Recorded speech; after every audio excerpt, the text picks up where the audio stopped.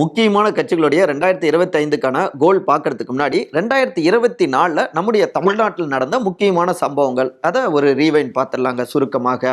அதில் 2024ல நாடாளுமன்ற தேர்தலில் 40க்கு 40 திமுக கூட்டணி, இந்தியா கூட்டணி தமிழ்நாடு புதுச்சேரியில் வெற்றி அடைஞ்சிருந்தாங்க. 7 தொகுதிகளில் அதிமுக டெபாசிட் இழந்தது. நாம் தமிழர் கட்சி 2 தொகுதிகளில் 2ஆம் இடத்தை பிடிச்சாங்க.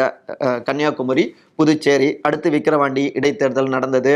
இன்னொரு பக்கம் புதிய அரசியல் கட்சியை தொடங்கிய திரு விஜய் தாவேகா அப்படின்னு, அப்புறம் பகுஜன் சமாஜ் பார்ட்டியுடைய மாநில தலைவராக இருந்த திரு ஆம்ஸ்டாங் அவரு படுகொலை செய்யப்பட்டார். அதன் தொடர்ச்சியாக அடுத்தடுத்த என்கவுண்டர்கள் தமிழ்நாட்டில் அரங்கேறினது.